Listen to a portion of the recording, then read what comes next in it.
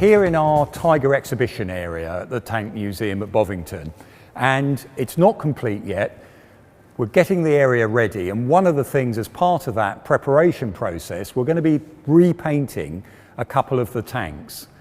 Now, museums all around the world have that problem with big objects like aeroplanes, vehicles, trucks, tanks.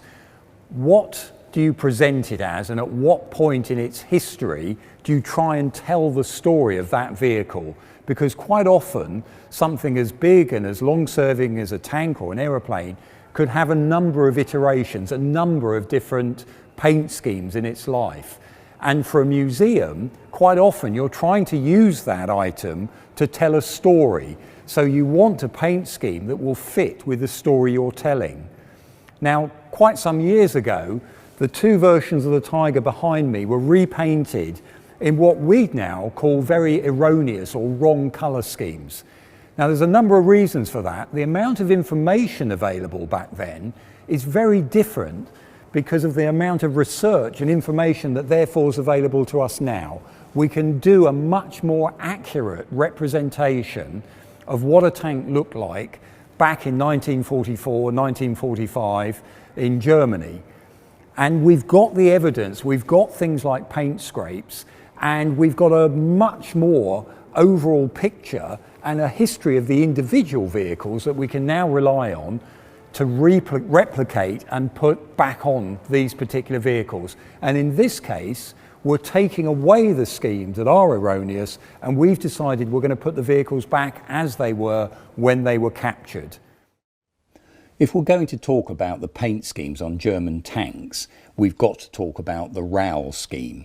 RAL stands for, as you can see across the bottom here, it's actually a German standards agency set up in 1927. And the whole idea of RAL is so that, again, a bit like a kite mark or a British standard, every country tends to have their own, but it's so that certain colours meet a specification.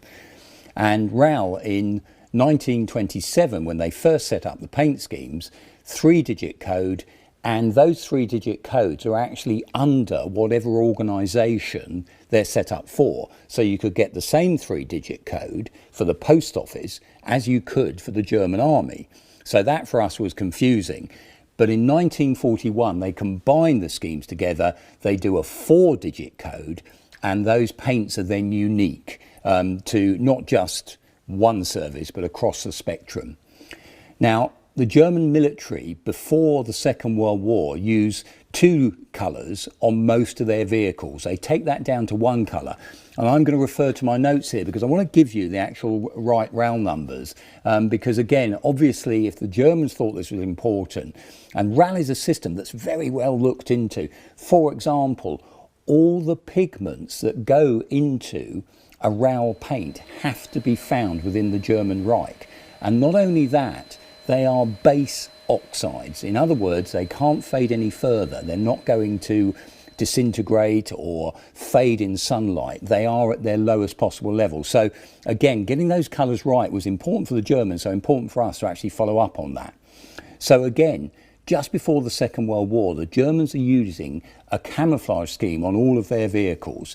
That is RAL 7017 and 7021. But in 1940, to simplify the matter, they actually only go over to painting everything in 7021, which is that famous grey colour that we're so used to seeing on German vehicles early in the war. Now, for North Africa, and again, don't forget, our Tiger 131, was sent out to North Africa. The Germans actually have a look at what the situation is out in the desert, and they realise if they paint vehicles the same colour as the surrounding landscape, it doesn't actually really work. You have to paint a vehicle slightly darker than the surrounding landscape, because in that way, reflected light, etc., they realise that actually darker is the best way to go. Paint them the same colour, the vehicles look too light for various reasons. So for North Africa, in March of 1941, they come up with a scheme where 2/3 of the vehicle should be painted in RAL 8000 and 1/3 painted in RAL 7008, so 7008. A year later, in March 42, they changed that. And they actually come up with a scheme that, again, it's a two-tone camouflage scheme, but they use RAL 8020 and RAL 7027.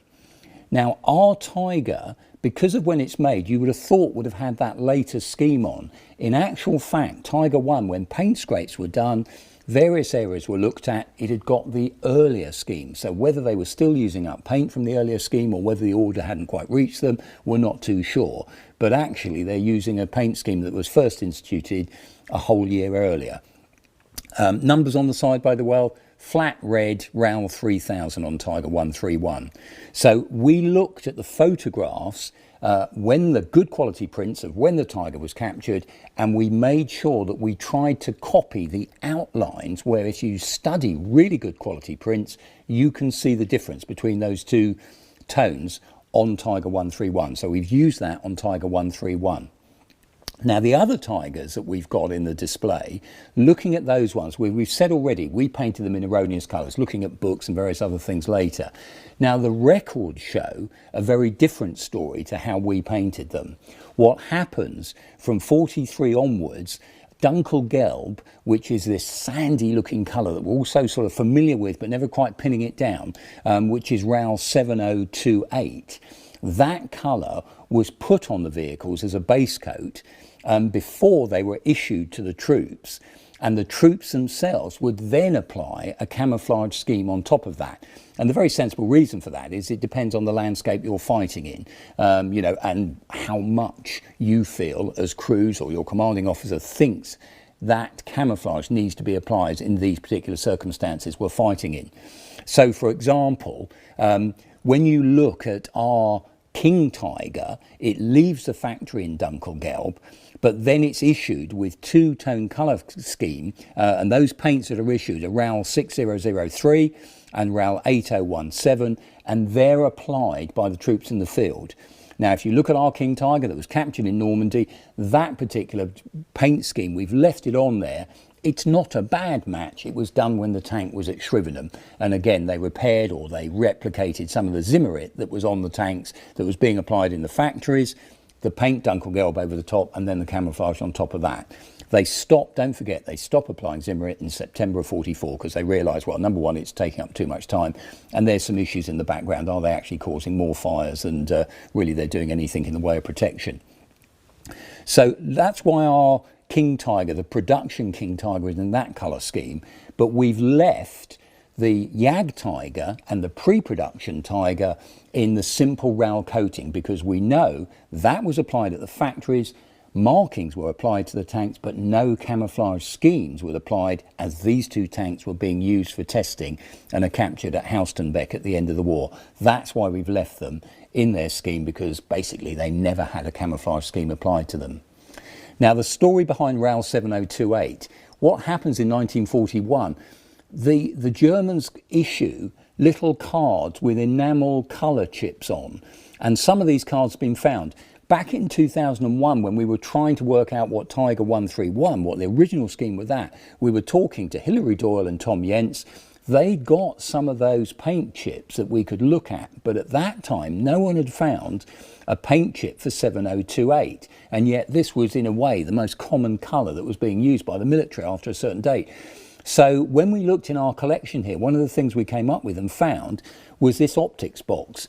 And if you look at the box, it's had a bit of a life, it's a bit rusty on the outside, there's scratch marks on it, but when you open it inside, we've basically got a perfect paint match of RAL 7028 Dunkelgelb. So a spectrometer was used, the paint match was taken from that, and not only we have used it, but we passed it on to quite a number of other museums, and they've used it because Dunkelgelb is being used in huge numbers of vehicles.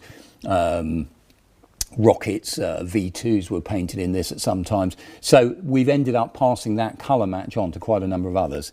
I know a number of you out there, model makers, there's very good matches now in all the model schemes.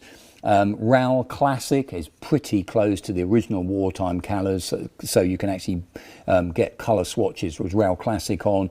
I don't think, unfortunately, Dunkelgelb 7028 is part of that Rail Classic, so it's another one where you do have to either mix up or buy from a good reputable source. But that's part of that story behind the paint that goes onto the Tigers, and as we said earlier on, we can now be fairly sure, much more accurate compared to what we were earlier on.